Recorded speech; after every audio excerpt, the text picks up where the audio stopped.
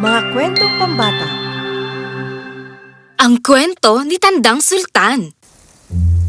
Noong unang panahon, may isang mahirap na magsasaka kasama ang kanyang asawa at anak. Mayroon din siyang tapat na aso na tinatawag niyang Sultan. Matanda na ang aso at dahil naubos na ang kanyang mga ngipin, hindi na ito makakagat para kumain o makapagtanggol. Nga pala, binabala ko ng iwan sa gubat si Sultan bukas. Matanda na siya at wala na siyang silbi. Naawa ang kanyang asawa sa matandang aso. Pero matagal na niya tayo pinagsilbihan. Napakabuti niyang aso. At prinotektahan tayo simula noon. Dapat natin siyang alagaan hanggang sa huli niyang araw. Teka, ano? Hindi mo na iintindihan eh.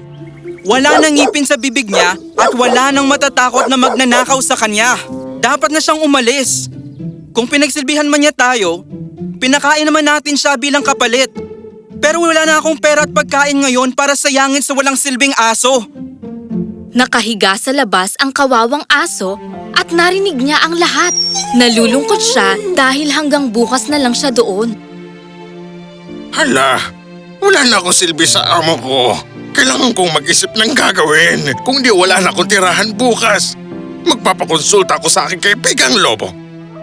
Naglakad ang aso papuntang gubat para makita ang kanyang kaibigang lobo. Kinwento niya ang mga nangyari sa kanya. Hala, napakalungkot niyan. Pero huwag kang malungkot. Kailangan mo lang patunayan sa kanila ang kahalagaan mo. May naisip ako. Talaga? Ano yun? Ano yun? Makinig kang mabuti. Bukas ng umaga, pupunta sa bukid ang amo mo at ang asawa niya para magsaka. Siyempre, kasama nila ang anak nila. Walang maiiwan sa bahay. Tulad ng nakasanayan, ilalagay nila ang sanggol sa lilim ng halamang bakod habang nagtatrabaho. Kailangan mo lang humiga doon sa tabi ng sanggol. Pagtapos? Pagtapos lalabas ako at malalaman mo.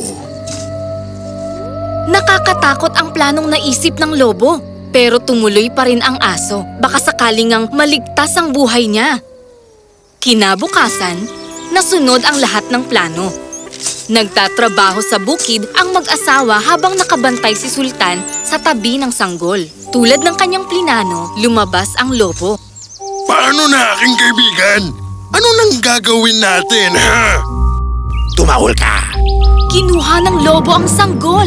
Laking gulat ni Sultan at ng mag-asawa. Sa pagkagulat ni Sultan dahil sa ginawa ng kaibigan, tumahol siya at sinundan ang lobo sa gubat. Nakita ng magsasaka at ng kanyang asawa si Sultan at sinundan nila ito. Teka lang! Saan mo dadalhin na sanggol? Pumunta sa malalim na parte ng gubat ang lobo at tumigil. Tumigil din doon si Sultan at binalaan niya ito. Hindi mo pwedeng sakta ng sanggol habang buhay pa ako! Hindi ko sasakta ng sanggol. Gusto ko lang ipakita sa amo mo na mabuti kang aso. Kaya ibalik mo na ang sanggol sa amo mo. Iisipin niyang niligtas mo siya at sobra silang magpapasalamat sa iyo na hindi ka nila mapapaalis. Kabaliktaran, sobrang mapapamahal ka sa kanila at hindi ka nila pababayaan kailanman. Binalik ng lobo ang sanggol at sinabi ang kanyang hangarin sa kaibigan. Maraming salamat, kaibigan. Niligtas mo lang naman ang buhay ko. Nagsisisigaw na tumakbo sa kagubatan ng mag-asawa. Ngunit napatigil sila nang makitang dala ni Sultan ng ligtas ang kanilang anak. Wow! Salamat kaibigang Sultan! Grabe! Ang galing mo! Niligtas mo ang anak ko at pinakita mo kung gaano kakabuting aso. Napakasaya ng magsasaka at hinimas-himas si Sultan. Gusto mo pa man din siyang pabayaan? Patawad kaibigan. Hayaan mo pakakainin kita at aalagaan habang buhay. Umuwi ka na, mahal ko. Maghanda ka na ng malambot na tinapay para di nang umuya si Sultan. Ilabas mo yung unan ko sa ilalim ng kama. Ibibigay ko yon sa kanya para higaan niya. Simula noon, masarap na ang buhay ni Tandang Sultan. Pagkatapos, binisita siya ng lobo at natutuwa ito dahil nagtagumpay ang lahat ng plano. Pero mayroon siyang hiling kay Sultan. Pagtapos ng lahat ng tinulong ko sa'yo, dapat mo akong regaluhan. Oo, kaibigan. Handa akong ihati sa iyo ang pagkain ko araw-araw. Hindi. Ako ang bahala sa pagkain ko. Kailangan mo lang ipikit ang mga mata mo habang kumukuha ako ng matabang tupa galing sa amo mo. Ano? Hindi yan pwede. Hindi ko yung magagawa sa amo ko. Pasensya na, pero hindi ako papayag. Nang gabing iyon, tumuloy pa rin ang lobo. Hindi niya ito sinabi kahit kanino at dahan-dahan siyang lumapit sa mga tupa. Pero ang tapat na si Sultan alam ang panganib. Pagkakita sa lobo, bigla siyang tumahol at hinabol ng magsasaka ang lobo gamit ang kanyang pala. Tumakbo paalis ang lobo at sinabi ito sa aso. Teka! Pagbabayaran mo to! Kinabukasan, pinadala ng lobo ang baboy ramo para hamunin ng aso na pumunta sa gubat at ayusin ang kanilang problema. May utang ka sa lobo pero hindi mo siya binayaran. Kailangan mo pumunta sa gubat at humingi ka ng tawad sa lobo. Dahil sa panggugulping nagawa ng amo mo sa kanya. Alam ni Sultan na hindi lang siya pinapapunta doon para humingi ng tawad. Balak siyang lusubin ng lobo.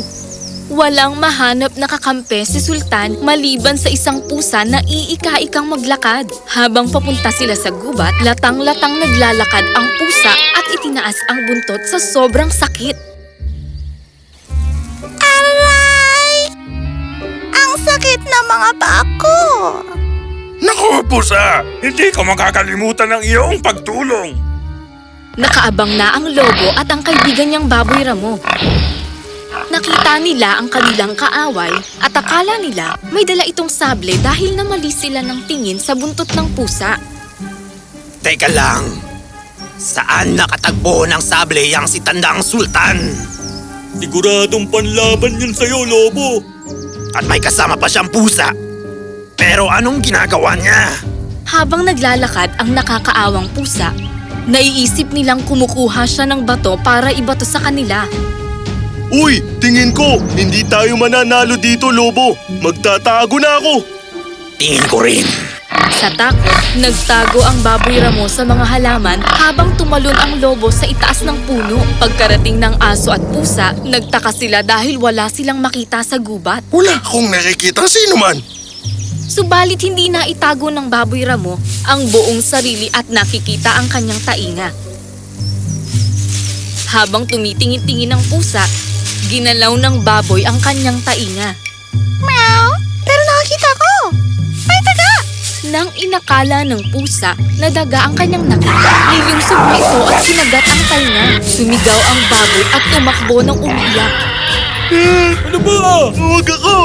Nasa taas ng puno yung may sala. Sa kanilang pagkagulat, tumingin sa itaas ng puno ang aso at pusa at nakita nila ang lobo na takot na takot. Anong ginagawa mo dyan, kaibigan? Meow! Nagtatago ka sa takot, ano? Krrr!